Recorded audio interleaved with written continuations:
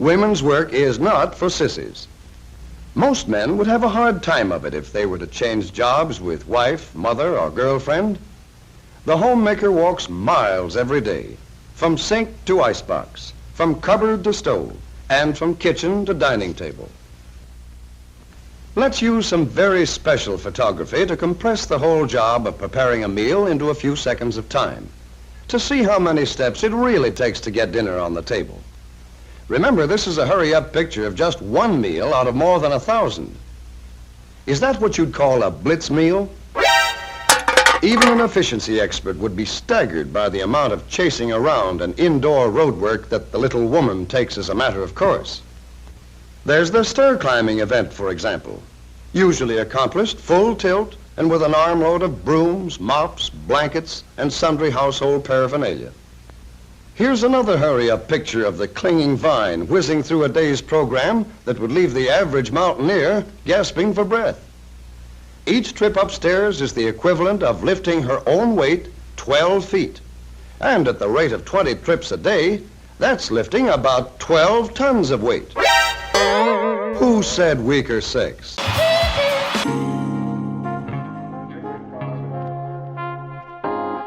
Welcome to Manosphere Highlights Daily. When we did our research, we've noticed something interesting that says a lot about the times that we're living in today. And we want to highlight this real quick. And just a disclaimer, I am not putting down other women who choose to go that more common nowadays career type of path. So first of all, I just want to do a little disclaimer because I know this is quite a controversial topic and I genuinely really don't want to offend anyone. By making this video, I'm not saying that this is the path that everyone should take and this is the path that will make everyone happy. Everybody makes different decisions. This is just what homemaking works for me and my husband. I hope this video is helpful. I obviously am not here to tell anybody what to do. I just want to share my story because I think it would have been helpful for me to have seen some people's stories when this became my reality. The fact that they have to issue a disclaimer before they get into why they want to be a housewife says a lot about these politically correct times. The first reason that might be hard for you to believe is that it is actually the goal of certain women, certain young girls, to become full-time mothers and homemakers. And it's interesting because growing up, I knew that I wanted to be a homemaker and a stay-at-home mom. And that's not something that you really hear people saying that they want to be when they grow up. And one thing that I can tell you is that ever since I was young, I always thought about having a family. And now that I have it, it makes me so happy. We've always known, my husband and I both have always known that when we have kids one day, I really wanted to stay at home with them and my husband was totally on board for that. And so I never was like a big career-oriented person. While I do feel like I did well in my job and I advanced pretty quickly, it was never something that I was like crazy passionate about. I never had dreams of like climbing the corporate ladder and becoming some big wig in my company or anything like that. That was never something that I really dreamt of. I just liked doing my job and wanted to do a good job at my job when I was there. This goes for a lot of women, okay? This idea of being a career woman sounds great. However, putting in the work makes them miserable because that's exactly what it is. Work. Watch our video called Women Explain Why Women Are So Unhappy. Another reason why I want to be a homemaker is because I want to be in charge of the space. I want to be in charge of the vibes and the feeling of the space. And taking care of everything at home, taking care of all of our bills, taking care of cleaning the house, taking care of making good food, taking care of our dogs, all that kind of stuff. I don't mind doing everything that has to be done at the house. I'm okay with that. Like the whole cleaning, cooking, maybe I'm old-fashioned, but I'm totally fine with it. I'd rather be doing that than doing something that I'm not happy with, waking up every morning and not wanting to do something.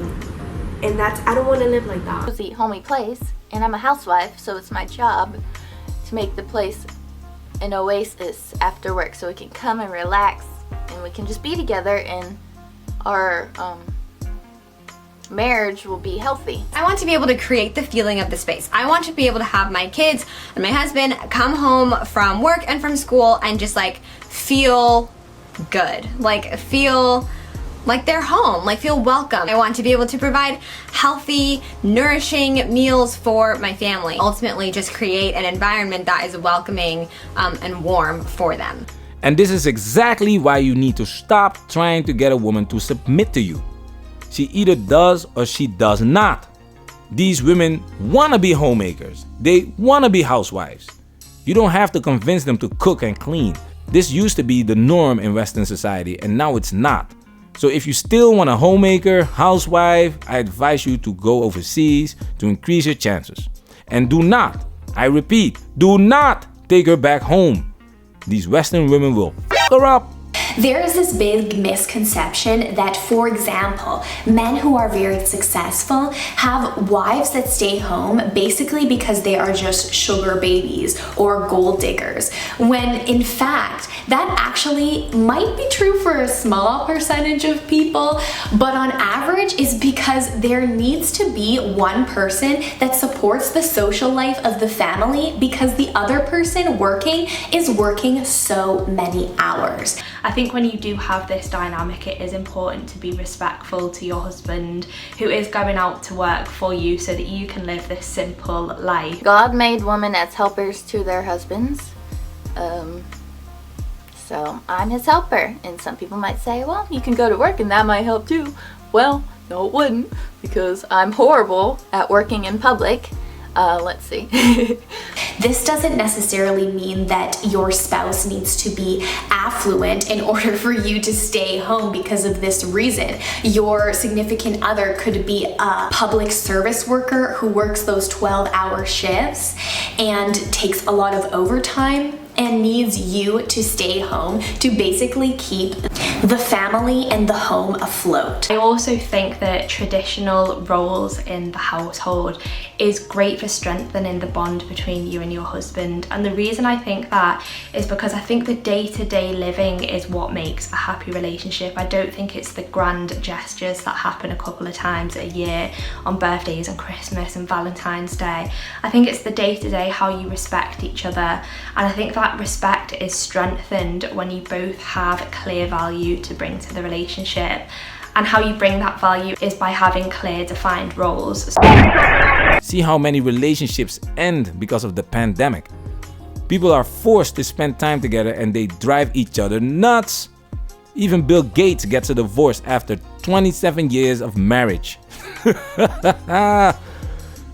Modern day society brings a lot of confusion for men. They still expect us to fulfill a traditional role, but a woman can choose to be whatever she wants, whenever she wants. Obviously, we've had to make some sacrifices because we lost an entire income, which was a pretty good income. So we went from being able to live a pretty nice lifestyle where we didn't have to worry all that much about money to now having to be a lot more careful with our finances and that kind of thing. But luckily, we've been able to make it work. And to me, the sacrifices we've had to make from a financial standpoint have been so worth it in terms of the quality of life that we have now that I am home and able to kind of take care of things. I feel like our life is just so much more peaceful. It's so much more organized and just like under control, and I wouldn't give that up for the world. Hopefully, if it is and I do have children one day, then I want them to know how loved they are, and I want to have that time for them to play with them and to give them that attention that they need.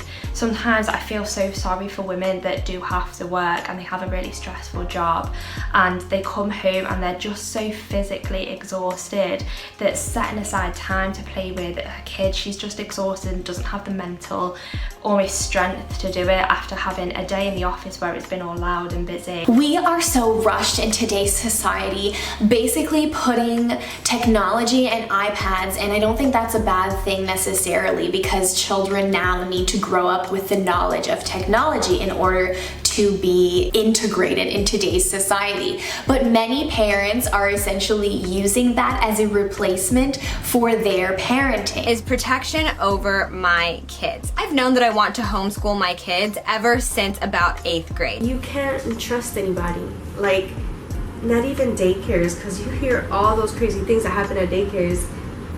I just can't imagine like putting my, and Sarah did go to daycare for a little while, but I wouldn't put her again. that's just not where I want her to be. I feel like I can be doing such a better job taking care of her by staying home. You have single moms that bring their child to daycare and then go to work in another daycare themselves. What happened to grandma? What happened to grandparents? All of this confusion starts in the home. Children raised by two biological parents in a stable marriage do better. Because I truly believe that when everyone in the home feels heard, feels loved, and feels supported, and that sort of aspect of your life is taken care of, everyone has the ability to give their best self to the world, which then in turn helps create a better and stronger society. This video has officially been highlighted.